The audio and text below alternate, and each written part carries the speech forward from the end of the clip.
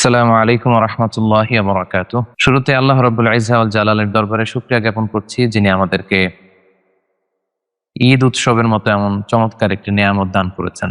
দুরূদ এবং সালাম আল্লাহ রাসূল সাল্লাল্লাহু আলাইহি ওয়াসাল্লামের প্রতি, যিনি ঈদ সেলিব্রেশন কিভাবে আমাদের করতে হবে তা পুঙ্খানুপুঙ্খরূপে আমাদেরকে শিখিয়েছেন, আমাদেরকে তিনি গাইডলাইন দিয়েছেন।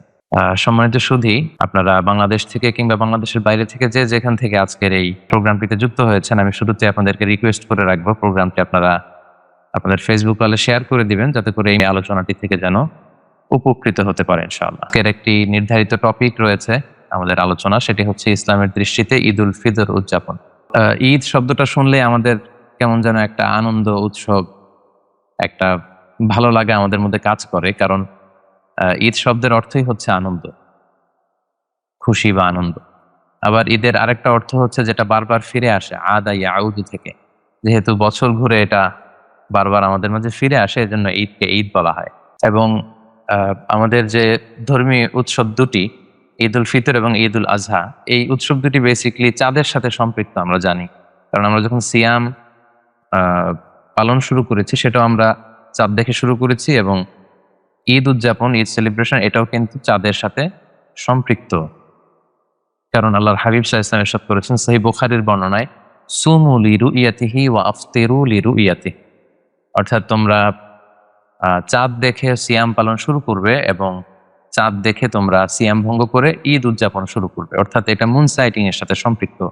আমরা যে ভূখণ্ডে আছি, সেই ভূখণ্ডে যখন আমরা রমাদানের চাঁদ দেখেছি, আমরা সিয়াম পালন শুরু করেছি, তার পরের দিন থেকে আবার যখন আমরা শাওয়ালের চাঁদ দেখবো, আমরা তখন আবার এর পরের দিন ঈদ উল ফিতর উদযাপন করবো ইনশাআল্লাহ। আমরা ঈদ উদযাপন করব, যদিও এখন জ্যোতির্বিজ্ঞান বা অ্যাস্ট্রোলজি এগুলোর এতটাই উন্নতি সাধিত হয়েছে, ফলে অনেক আগ থেকেই চাঁদের ঘূর্ণায়মান প্রক্রিয়া এটাকে দেখে গবেষকরা আগে থেকে নির্ধারণ করতে পারেন যে কবে কোন মাস শুরু হতে যাচ্ছে, কবে কোন মাস শেষ হতে যাচ্ছে। কিন্তু আল্লাহ রাসূল সাল্লাল্লাহু আলাইহি ওয়াসাল্লাম কিন্তু চাঁদ দেখে সিয়াম পালন এবং চাঁদ দেখে রোজা রাখার ব্যাপারে আমাদেরকে আদেশ করেছেন। এবং আমরাও যখন ছোট ছিলাম, আমার মনে পড়ে বাংলাদেশে আমরা বাসার ছাদে উঠে চাঁদ দেখতে চাইতাম। সবাই মিলে খুব উৎসব মুখর পরিবেশে আমরা এই চাঁদ দেখার বিষয়টা কিন্তু আমরা তখন পালন করতাম। বাট এখন আগে থেকে আমরা অনেক কিছু আন্দাজ করতে পারি বিধায় হয়তো ওইভাবে পালিত হয় না। চাঁদ দেখা কমিটি ওনারা বসেন, কিন্তু আমরা কিন্তু ওইভাবে দেখি না। সো এটা একটা হারিয়ে যাওয়া সুন্নাহ আমরা বলতে পারি, যে আল্লাহ রাসূল সাল্লাল্লাহু আলাইহি ওয়াসাল্লাম সাহাবারা ওনারা চাঁদ দেখে সিয়াম পালন করতেন, চাঁদ দেখে ওনারা ঈদ উদযাপন করতেন। এবং চাঁদ দেখে আল্লাহ রাসূল সাল্লাল্লাহু আলাইহি ওয়াসাল্লাম একটা চমৎকার দোয়া পড়তেন। তিনি পড়তেন, আল্লাহুম্মা আহিল্লাহু আলাইনা বিল আমনি ওয়াল ঈমান ওয়াস সালামাতি ওয়াল ইসলাম রব্বি ওয়া রব্বুকাল্লাহ। অর্থাৎ, হে আল্লাহ, আপনি নিরাপত্তার সাথে, ঈমানের সাথে, শান্তির সাথে, ইসলামের সাথে আপনি এই চাঁদকে, নতুন চাঁদকে আমাদের মাঝে উদিত করুন, এবং আমাদের রব এবং তোমাদের রব হচ্ছেন একমাত্র আল্লাহ তাআলা। তাহলে সম্মানিত সুধী, এই হারিয়ে যাওয়া সুন্নাতটা যদি আমাদের সুযোগ হয়, মাগরিবের নামাজের পরে আমরা চাঁদ দেখার মধ্য দিয়ে ঈদের আনন্দ উৎসব এটা আমরা শুরু করতে পারি। যেহেতু রাসূল সাল্লাল্লাহু আলাইহি ওয়াসাল্লাম অর্ডার করেছেন যে সুমু লিরুইয়াতিহি ওয়া আফতিরু লিরুইয়াতিহি। ঈদ যে আমাদের চমৎকার একটা আনন্দ ঘন পরিবেশ সৃষ্টি করে, আল্লাহর হাবিব সাল্লাল্লাহু আলাইহি ওয়াসাল্লাম নিজেও এটা ১৫০০ বছর আগে ঘোষণা দিয়ে গিয়েছেন। আল্লাহর হাবিব সাল্লাল্লাহু আলাইহি ওয়াসাল্লাম বলেছেন যে লিস-সাইমি ফারহাতান, ফারহাতুন ইনদা ফিতরিহি ওয়া ফারহাতুন ইনদা লিকাই রাব্বিহ, সহিহ বুখারীর বর্ণনা। অর্থাৎ যারা সিয়াম পালন করে তাদের জন্য দুইটা আনন্দ। এক হচ্ছে ফারহাতুন ইনদা ফিতরি, সে যখন ইফতার করে, অথবা সে যখন ৩০ দিন সিয়াম পালন করার পরে যখন রোজা ভঙ্গ করে ঈদ উৎসব করতে যায়, তখন তার একটা আনন্দ। আরেকটা আনন্দ তার জন্য বাকি থেকে যায়, জমা থেকে যায়, সেটা হচ্ছে ফারহাতুন ইনদা লিকাই রাব্বিহ, in the day of judgement. সে যখন আল্লাহ তাআলার সাথে সাক্ষাৎ করবে, সরাসরি যখন সে আল্লাহকে দেখতে পাবে, ওই দিন হবে তার জন্য আরেকটা আনন্দ ঘন দিন। তাহলে সিয়াম পালনকারীদের জন্য দুইটি আনন্দের ঘোষণা দিয়েছেন। এক হচ্ছে ঈদের দিনের আমাদের যে আনন্দ, সেটা একটা আনন্দ। আরেকটা হচ্ছে এই সিয়াম পালন করার পরে এর প্রতিদান সরাসরি ডিরেক্টলি রিসিভ করার জন্য আমরা যখন কিয়ামত দিবসে আল্লাহ তাআলার সাথে সাক্ষাৎ করব, বা জান্নাতে আল্লাহকে যখন আমরা সরাসরি দেখতে পাবো, সেটা হবে আমাদের জন্য সবচাইতে বড় আনন্দ। এবং আমরা জানি যে আমাদের এন্টায়ার মুসলিম কমিউনিটি আমরা দুইটা ঈদ উৎসব পালন করে থাকি। একটা হচ্ছে ঈদ উল ফিতর এবং ঈদ উল আজহা। এটা হচ্ছে আমাদের দ্য বিগেস্ট কার্নিভ্যাল বলা যায়, আকবরুল মেহেরজান আল ইসলামী, দ্য বিগেস্ট রিলিজিয়াস ফেস্টিভ্যাল, আমাদের সবচেয়ে বড় দিনী উৎসব। আমাদের সবচেয়ে বড় ধর্মীয় উৎসব, একটা হচ্ছে ঈদ উল ফিতর আর একটা হচ্ছে ঈদ উল আদহা। এটা সূচনাটা, এই আনন্দ উৎসবের সূচনাটা কবে থেকে হয়, কিভাবে শুরু হয়েছে সে ব্যাপারে যদি আমরা বলি, এক্ষেত্রে আমরা মুসনাদে আহমদ ইবনে হাম্বলের একটা হাদিস উল্লেখ করতে পারি। হাদিসটির সনদ সহিহ। আনাস রাদিয়াল্লাহু তাআলা আনহু থেকে বর্ণিত, তিনি বলেন আল্লাহর হাবিব সাল্লাল্লাহু আলাইহি ওয়াসাল্লাম যখন মদিনায় আসলেন তখন তিনি দেখতে পেলেন যে মদিনার লোকেরা, আউস খাজরাজের এরা বছরের 2টি দিন খুব আনন্দ উৎসব করে, খেলাধুলা করে এবং তারা খুব ভাব গাম্ভীর্যের সাথে, আনন্দের সাথে এই 2টা দিনকে তারা সেলিব্রেট করে। তো আল্লাহ রাসূল সাল্লাল্লাহু আলাইহি ওয়াসাল্লাম আউট অফ কিউরিওসিটি, খুব আগ্রহ ভরে তাদেরকে জিজ্ঞেস করলেন যে মা হাযান আল ইয়াওমান, এই দিন 2টা কিসের দিন যে এই 2টা দিনে তোমরা মদিনাতে এত আনন্দ উৎসব করো? তখন তারা উত্তরে বলল যে ক্বালু কুন্না নালআবু ফীহিমা ফিল জাহিলিয়া, আমরা জাহিলি যুগে অনেক আগ থেকে, এটা আমাদের ভেরি অ্যানশিয়েন্ট ট্র্যাডিশন, অনেক আগ থেকে আমরা এই 2 দিন খুব আনন্দ উৎসব করতাম, খেলাধুলা করতাম। সো ওইটার ধারাবাহিকতায় আমরা এখনো এই 2 দিন খেলাধুলা করে থাকি বা আনন্দ উৎসব করে থাকি। তখন আল্লাহ রাসূল সাল্লাল্লাহু আলাইহি সাল্লাম এই প্রথম আমাদের ঈদ উৎসবের ব্যাপারে তিনি ইন্ট্রোডিউস করলেন। তিনি বললেন যে ইন্নাল্লাহা ক্বাদ আবদালাকুম বিহিমা খায়রাম মিনহুমা, নিশ্চয় আল্লাহ তাআলা ওই জাহেলি যুগে যে 2টা দিন তোমরা সেলিব্রেট করতে, আনন্দ উৎসব করতে, তার চাইতেও শ্রেষ্ঠ 2টা দিন দিয়ে তোমাদেরকে অল্টার করে দিয়েছেন, পরিবর্তন করে দিয়েছেন। অর্থাৎ জাহেলি যুগের ওই 2 দিনের আর উৎসবের, খেলাধুলার কোনো কিছুর অ্যারেঞ্জমেন্টের দরকার নাই, বরং তার চাইতেও শ্রেষ্ঠ 2টা দিন উৎসবের জন্য, আনন্দমুখর পরিবেশে সেগুলোকে সেলিব্রেট করবার জন্য আল্লাহ তাআলা তোমাদের দিয়েছেন। সেগুলো কি? একটা হচ্ছে ইয়ামুল আদহা, আর একটা হচ্ছে ইয়ামুল ফিতর, ঈদ উল ফিতর শাওয়ালের 1 তারিখে, আরেকটা হচ্ছে ইয়ামুল আদহা, যেটা আরাফার দিনের পরের দিন, হজের পরের দিন 10 জিলহজ আমরা সেলিব্রেট করব। সম্মানিত সুধী, তাহলে এভাবে মূলত ইসলামে যে আমরা ঈদ উৎসবের কথা বলে থাকি, ঈদ উল ফিতর, ঈদ উল আজহা, এটার সূচনাটা এভাবে বা এটার ইতিহাসটা এভাবে শুরু হয়। এবং এই 2টা দিনকে বলা হয় যে ইয়ামু আকলিন ওয়া শুরবিন ওয়া বিআলিন ওয়া ফারাহিন ওয়া সুরুর, মানে এই 2টা দিন হচ্ছে খাওয়া, পান করা, আনন্দ উৎসব, হ্যাঁ, এগুলোর দিন। এবং এই 2 দিনে কিন্তু রোজা রাখাও হারাম। বছরে 5টি দিনকে রোজা রাখাকে আল্লাহ তাআলা হারাম করেছেন। ঈদের 2 দিন, আর ঈদ উল ফিতরের দিন, ঈদ উল আজহার দিন, এই 2 দিন, আর ঈদ উল আজহার পরের আরো 3 দিন। কারণ এই দিনগুলোকে বলা হয় আইয়ামু দিয়াফাতিল্লাহ, আল্লাহ তাআলার মেহমানদারি চলছে এই দিনগুলোতে। সো মেহমান, আল্লাহ তাআলা মেহমানদারি করবে আর আমরা সেটা গ্রহণ করবো না, অ্যাকসেপ্ট করবো না, সেটা তো হতে পারে না। সো এই দিনগুলোতে কিন্তু রোজা রাখাকে এজন্য ইসলামের শরিয়া হারাম ঘোষণা করেছে। এবং এই ঈদের দিনগুলোতে একটু আনন্দ উৎসব করা, একটু খেলাধুলা করা, তারপর হালাল যে এন্টারটেইনমেন্ট, বিনোদন, ছোট বাচ্চাদের নাচা গানা, এই বিষয়গুলোও কিন্তু ইসলাম অ্যালাউ করেছে। আমরা কিছু হাদিস আপনাদের সামনে উপস্থাপন করতে চাই, এগুলো শুনলে আপনারা বুঝতে পারবেন যে এই দিনগুলোতে খেলাধুলা, দফ বাজানো, ছোট বাচ্চাদের নাচা গানা, এগুলো কিন্তু ইসলাম আমাদেরকে পারমিট করেছে। সহিহ বুখারীর একটি বর্ণনা এসেছে যে ঈদের দিনে মসজিদে নববীর পাশে আহলুস সুদান, সুদানি সাহাবারা, নিগ্রু যে সাহাবারা আছে, তারা খেলাধুলা করত। তারা তীর দিয়ে এবং ঢাল দিয়ে তারা খেলাধুলা করত। এবং সহিহ বুখারীর বর্ণনা এসেছে যে আল্লাহ রাসূল সাল্লাল্লাহু আলাইহি ওয়াসাল্লাম সেই খেলা উপভোগ করছিলেন ঘর থেকে। আমরা জানি যে আল্লাহর হাবিব সাল্লাল্লাহু আলাইহি ওয়াসাল্লামের ঘরগুলো ছিল মসজিদে নববীর সাথে অ্যাটাচ করা। যতজন স্ত্রী, প্রত্যেক স্ত্রীর জন্য তিনি একটা করে ঘর দিয়েছিলেন। ওনার নিজের আলাদা করে ঘর ছিল না। ওই স্ত্রীদের ঘরগুলোতে, আমাদের আম্মা জান, ওনাদের ঘরগুলোতে আল্লাহ রাসূল সাল্লাল্লাহু আলাইহি ওয়াসাল্লাম দিনাতিপাত করতেন বা রাত্রি যাপন করতেন। তো রাসূল সাল্লাল্লাহু আলাইহি ওয়াসাল্লাম যখন খেলা দেখছিলেন, আম্মা জান আয়েশা রাদিয়াল্লাহু তাআলা আনহা উনিও খেলা দেখার জন্য একটা আগ্রহ পোষণ করলেন, কিন্তু উনি তো পর্দার বাইরে এসে খেলা দেখতে পারবেন না। তখন আল্লাহর হাবিব সাল্লাল্লাহু আলাইহি ওয়াসাল্লাম আম্মা জান আয়েশাকে বললেন যে আয়েশা, এই যে তীর আর ঢাল দিয়ে যে ওরা খেলছে, তুমি কি দেখতে চাচ্ছ, এই খেলা উপভোগ করতে চাচ্ছ? হাদিসের টেক্সটটা ছিল এরকম, তাশতাহিন তানজুরিন, মানে তুমি কি এই খেলা উপভোগ করতে চাচ্ছ আয়েশা? আম্মা জান আয়েশা বললেন ফাকুলতু নাম, হ্যাঁ, আমিও আপনার সাথে খেলাটা দেখতে চাই। ফাআকামানি ওয়ারাআহু, তখন আল্লাহ রাসূল সাল্লাল্লাহু আলাইহি ওয়াসাল্লাম আমাকে পিছনে দাঁড় করালেন আর উনি সামনে ব্লক হয়ে দাঁড়ালেন যাতে পর্দা লঙ্ঘিত না হয়। এবং আম্মা জান আয়েশা রাদিয়াল্লাহু তাআলা আনহা উনি বললেন যে খদ্দি আলা খদ্দি, আমার গাল রাসূল সাল্লাল্লাহু আলাইহি ওয়াসাল্লামের গালের সাথে লেগে রইল, এমন ভাবে খেলা দেখছিলাম। মেবি হয়তো এই পাশ দিয়ে দেখছিলেন, ফলে আম্মা জান আয়েশা রাদিয়াল্লাহু তাআলা আনহার গালের সাথে আল্লাহ রাসূল সাল্লাল্লাহু আলাইহি ওয়াসাল্লামের গাল লেগেছিল। এবং আম্মা জান আয়েশা রাদিয়াল্লাহু তাআলা আনহা বর্ণনা করেন, আল্লাহ রাসূল সাল্লাল্লাহু আলাইহি ওয়াসাল্লাম শুধু খেলা দেখছিলেনই না, তিনি গাইড দিচ্ছিলেন এবং তিনি সবাইকে বলছিলেন যে আরো চমৎকার ভাবে খেলো, ক্যারি অন, আমরা যেটা বলি হাদিসের ভাষ্য অনুযায়ী, দুনাকুম ইয়া বানি আরফিদা, মানে বনু আরফিদা গোষ্ঠী ওখানে ছিল। আল্লাহ হাবিব সাল্লাল্লাহু আলাইহি ওয়াসাল্লাম বললেন যে দুনাকুম বানি আরফিদা, এইভাবে খেলো, এইভাবে।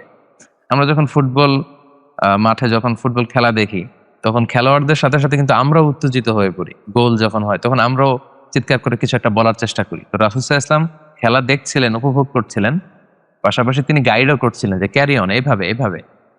তিনি আরো বেশি ইনভলভ হওয়ার চেষ্টা করছিলেন খেলা দেখার পাশাপাশি। দীর্ঘ সময় ধরে আল্লাহ রাসূল সাল্লাল্লাহু আলাইহি ওয়াসাল্লাম এবং আম্মা জান আয়েশা রাদিয়াল্লাহু তাআলা আনহা ওনারা খেলা উপভোগ করলেন। এরপর আম্মা জান বলেন, আমি যখন ক্লান্ত হয়ে গেলাম, আল্লাহ রাসূল সাল্লাল্লাহু আলাইহি ওয়াসাল্লাম আমাকে জিজ্ঞেস করলেন, হাসবুকি ইয়া আয়েশা, আয়েশা তোমার জন্য কি যথেষ্ট হয়েছে? তুমি কি প্রাণ ভরে খেলা উপভোগ করেছো? আম্মা জান আয়েশা বললেন, জি, আমার দেখা হয়ে গিয়েছে। আল্লাহর হাবিব সাল্লাল্লাহু আলাইহি ওয়াসাল্লাম বললেন, ফাযহাবি, তাহলে তুমি এখন যাও। আম্মা জান আয়েশা রাদিয়াল্লাহু তাআলা আনহা চলে গেলেন। সম্মানিত দিনী ভাই এবং বোনেরা, এই যে সহিহ বুখারীর এই বর্ণনা থেকে কিন্তু আমরা বুঝতে পারি যে ঈদের দিন আলাদা করে আনন্দ উৎসবের জন্য ওনারা খেলাধুলার আয়োজন করতেন সাহাবারা, এবং সেই খেলা আল্লাহ রাসূল সাল্লাল্লাহু আলাইহি ওয়াসাল্লাম উপভোগ করেছেন।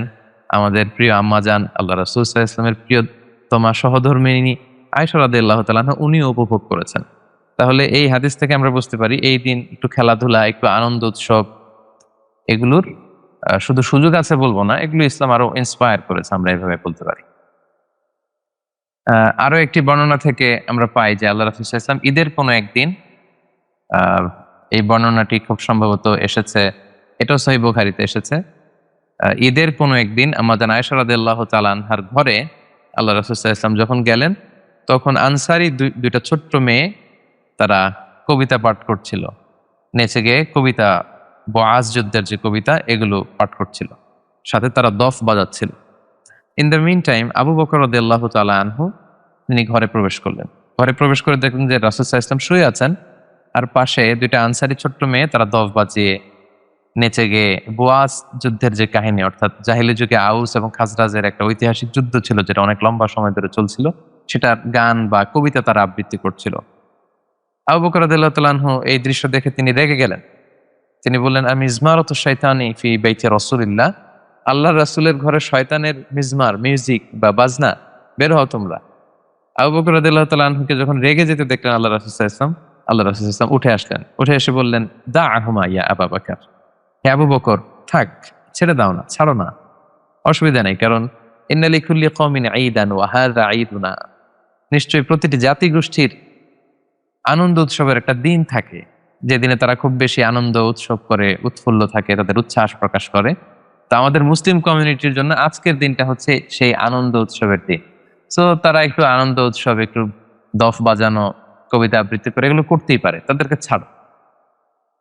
তো এই হাদিস থেকেও কিন্তু বোঝা যাচ্ছে যে আল্লাহ রাসূল সাল্লাল্লাহু আলাইহি ওয়াসাল্লাম আবু বকর রাদিয়াল্লাহু তাআলা আনহুকে নিষেধ করছেন যে তাদের উপর তুমি চটে যেও না, রেগে যেও না, কারণ আজকে আমাদের ঈদের দিন, আজকে আমাদের আনন্দের দিন। তাহলে সহিহ বুখারীর এক হাদিস থেকে দেখলাম যে মসজিদে নবীর পাশে সাহাবারা খেলাধুলার আয়োজন করতেন, আল্লাহ রাসূল সাল্লাল্লাহু আলাইহি ওয়াসাল্লাম এবং আম্মা জান আয়েশা রাদিয়াল্লাহু তাআলা আনহা ওনারা এটা উপভোগ করেছেন। এই হাদিস থেকে দেখলাম ছোট্ট মেয়েরা তারা বুয়াজ যুদ্ধের গান গাচ্ছিল, কবিতা আবৃত্তি করছিল দফ বাজিয়ে বাজিয়ে। আবু বকর রাদিয়াল্লাহু তাআলা আনহু যখন রেগে গেলেন আল্লাহ রাসূল সাল্লাল্লাহু আলাইহি ওয়াসাল্লাম নিষেধ করলেন। তাহলে এ থেকে বোঝা যায় এই দিনগুলো হচ্ছে আমাদের আনন্দ উৎসবের দিন। আমরা বৈধ যে কোনো ধরনের আনন্দ উৎসব করতে পারি। আমরা ছেলেরা আমাদের মতো করে আমরা গ্যাদারিং করতে পারি, উৎসব করতে পারি। আমাদের বোনেরা তাদের মতো করে তারা ফ্যামিলি গ্যাদারিং করতে পারে।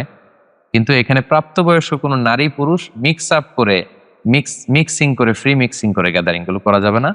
ছেলেরা ছেলেদের পোর্শনে, মেয়েরা মেয়েদের পোর্শনে, আর ছোট্ট অপ্রাপ্তবয়স্ক ছেলে মেয়েরা তারা নেচে গেয়ে কোনো ধরনের আনন্দ উৎসব প্রকাশ করলে এতে দোষণীয় কিছু নেই, বরং এটা ঈদের সাথে বেশ সামঞ্জস্যশীল বলে আমরা মনে করি। সম্মানিত সুধী, তাহলে আমরা আমাদের ঈদ উৎসবের ইতিহাস, ঈদে রাসূল সাল্লাল্লাহু আলাইহি ওয়াসাল্লাম কি কি করতেন, এটাকে উৎসব হিসেবে পেশ করার জন্য যে সমস্ত হাদিসগুলো আছে সেগুলো আমরা আপনাদের সাথে শেয়ার করলাম। এ পর্যায়ে কিভাবে আমরা ঈদ উল ফিতর সেলিব্রেট করব এবং আল্লাহ রাসূল সাল্লাল্লাহু আলাইহি ওয়াসাল্লাম এবং সাহাবারা ওনারা কিভাবে ঈদ উদযাপন করতেন, এ ব্যাপারে আমরা কিছু কথা বলব। সর্বপ্রথম যে ব্যাপারটি আমি বলবো যে আমাদের যাদের সদাকাতুল ফিতর বাকি আছে, এই সদাকাতুল ফিতরটা আমাদের আদায় করে দিতে হবে। এটা কেন আদায় করতে হয়? এটাকে রাসূল সাল্লাল্লাহু আলাইহি ওয়াসাল্লাম আমাদের জন্য ফরজ করেছেন বা ওয়াজিব করেছেন। এর কারণ হচ্ছে আল্লাহর হাবিব সাল্লাল্লাহু আলাইহি ওয়াসাল্লাম বলেছেন যে দুইটা এখানে রিজন আছে বা সিগনিফিকেন্স আছে এই সদাকাতুল ফিতরের। এক হচ্ছে তুহরাত্তান লিস-সাইমি মিনাল লাগবি ওয়ার রাফাস, অর্থাৎ রোজা রাখতে যে আমরা হয়তো কিছু ভুল ত্রুটি করে ফেলেছি, এই ভুল ত্রুটিগুলো থেকে আল্লাহ তাআলা যেন আমাদেরকে ত্রুটিমুক্ত করেন কিংবা আমাদেরকে পিউরিফিকেশনের জন্য এই সাদাকাতুল ফিতরকে ওয়াজিব করে দেওয়া হয়েছে। এই সাদাকাতুল ফিতর যদি আমরা দেই তাহলে যে ভুল ত্রুটিগুলো হলো এগুলো আল্লাহ মাফ করে দিয়ে পুরো সিয়ামকে আল্লাহ তাআলা কবুল করে নেবেন।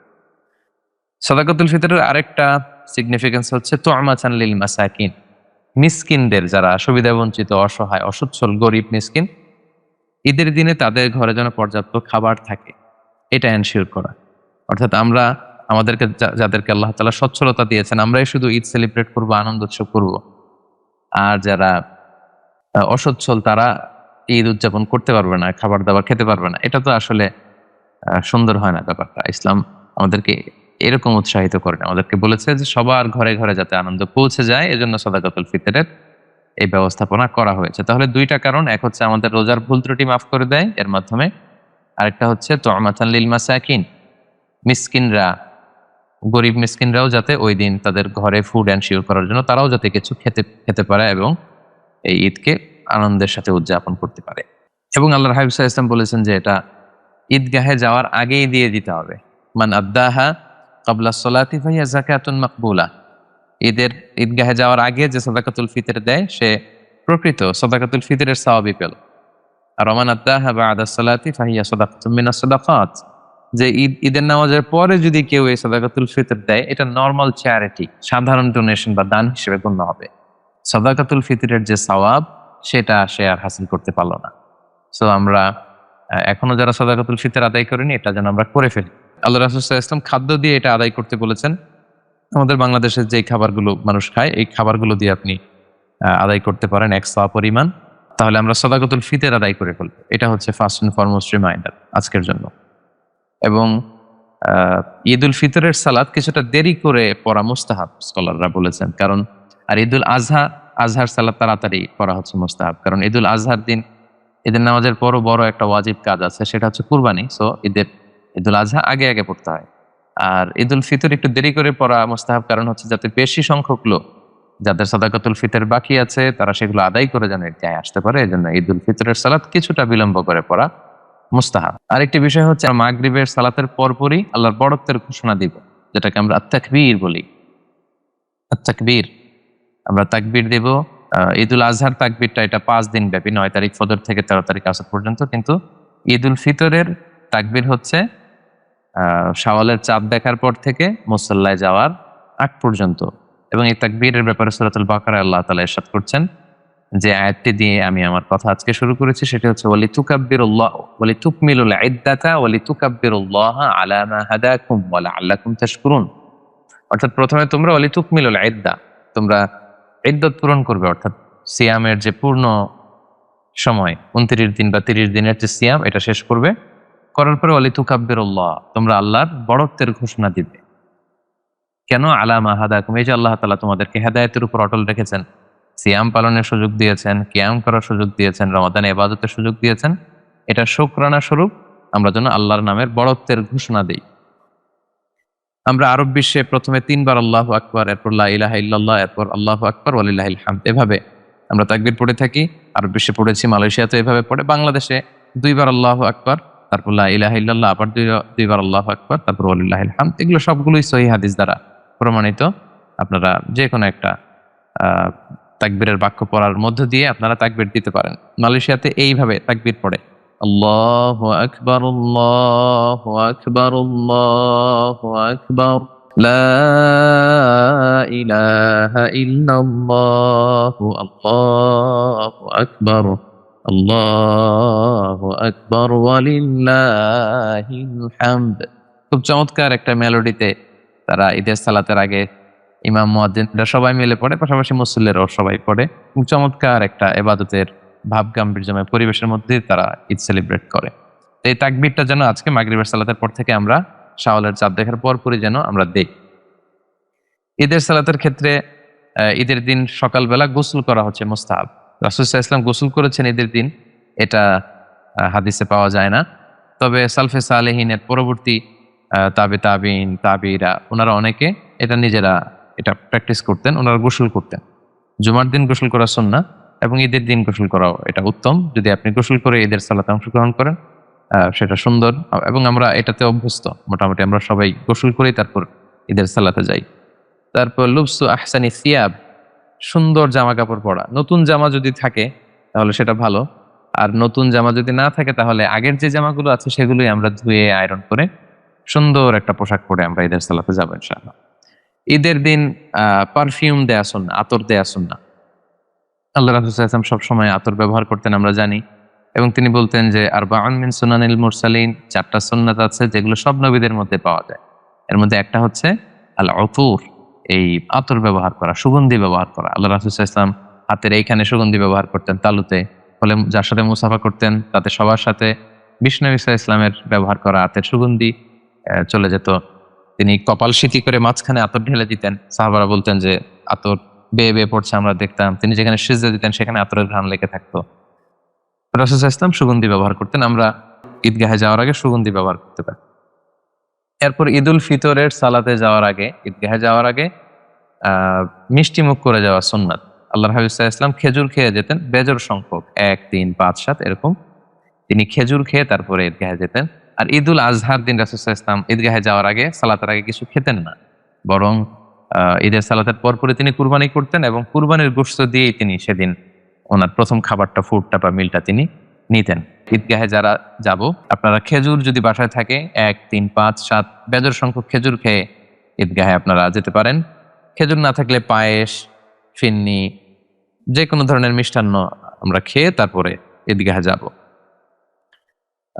ঈদের সালাতের ক্ষেত্রে আরেকটা সুন্নাহ হচ্ছে এক পথ দিয়ে যাওয়া আরেক পথ দিয়ে ফিরে আসা, ইফ পসিবল, যদি এটার সম্ভাবনা, সুযোগ যদি থাকে। এটার কারণ কি? কারণ অনেক মানুষের সাথে দেখা হবে, অনেক মানুষের সাথে শুভেচ্ছা বিনিময় হবে। তো এজন্য এটা যদি সুযোগ হয়, এটা আমরা চাইলে করতে পারি। এরপর ঈদের দিন আল্লাহ রাসূল সাল্লাল্লাহু আলাইহি ওয়াসাল্লাম বাসার সবাইকে একসাথে মিলে ঈদগাহে যেতে উৎসাহিত করেছেন। ছোট বাচ্চা, স্ত্রীরা, এমনকি মেনস্ট্রুয়েশনাল পিরিয়ড চলছে যে বোনদের, তাদেরকেও যেন ঈদগাহে নিয়ে যাওয়া হয় তিনি কমান্ড করেছেন।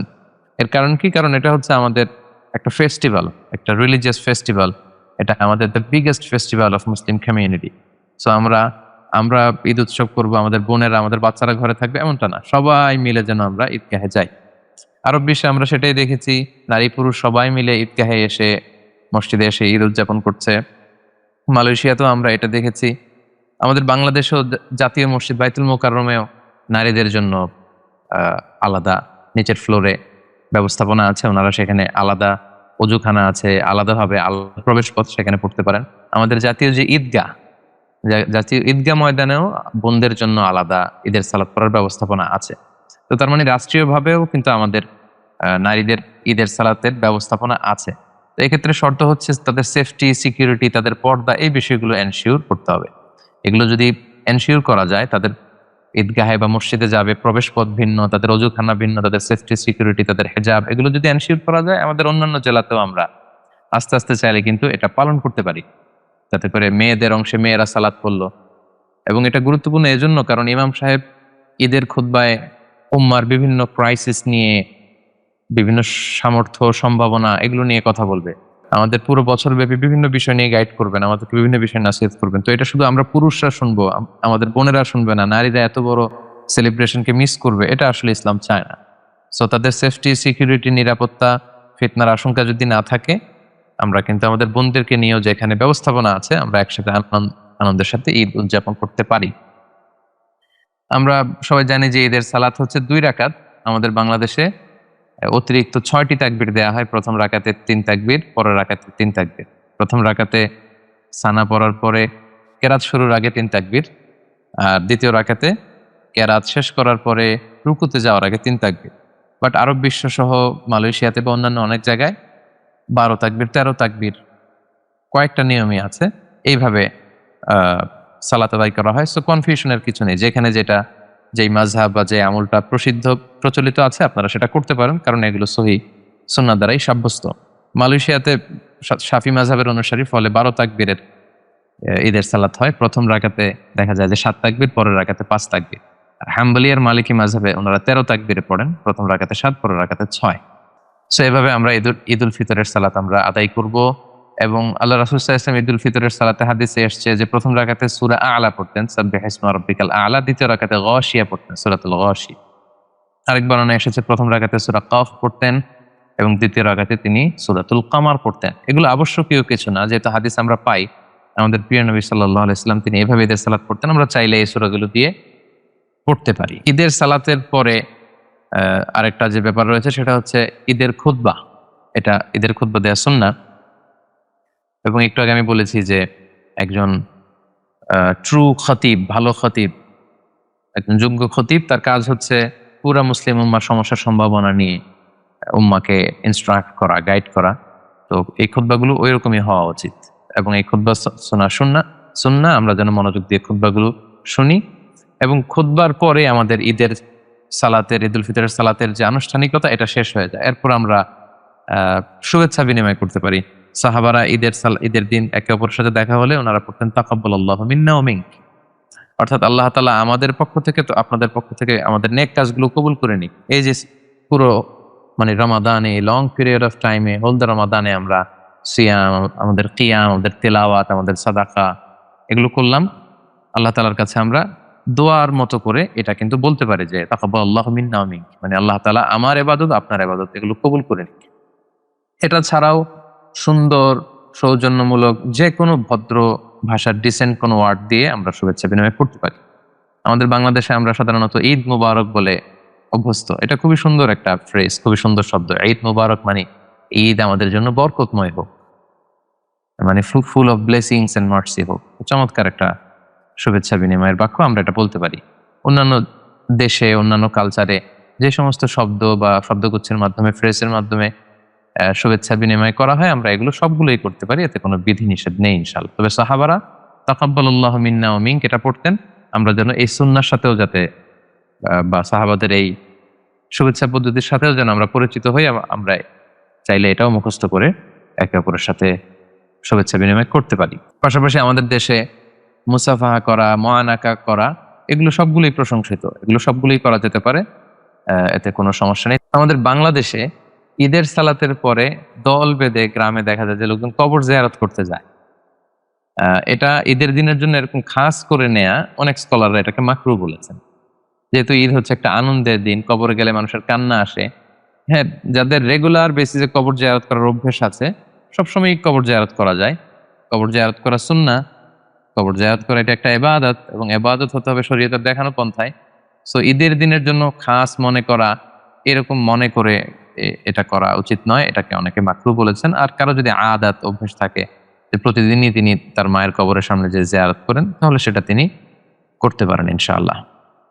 তাহলে সম্মানিত শুধু এভাবে কোরআন এবং সুন্নাহর আলোকে এই যে পয়েন্টসগুলো আপনাদের সামনে আমি উল্লেখ করলাম, এগুলোর মাধ্যমে কিন্তু, এগুলো ফলো করে কিন্তু আমরা চমৎকারভাবে আমাদের ঈদুল ফিতর আমরা সেলিব্রেট করতে পারি। এবং আমি বলেছি যে ঈদের দিন রোজা রাখা হারাম। আমাদের যে ঈদুল ফিতর, আমরা এদিন রোজা রাখতে পারবো না, আবার ঈদুল আজহার দিনে রোজা রাখতে পারবো না, আবার ঈদুল আজহার পরের যে 3 দিন, এই 5 দিন রোজা রাখা যায় না। কারণ এগুলো হচ্ছে আল্লাহর মেহমানদারির দিন।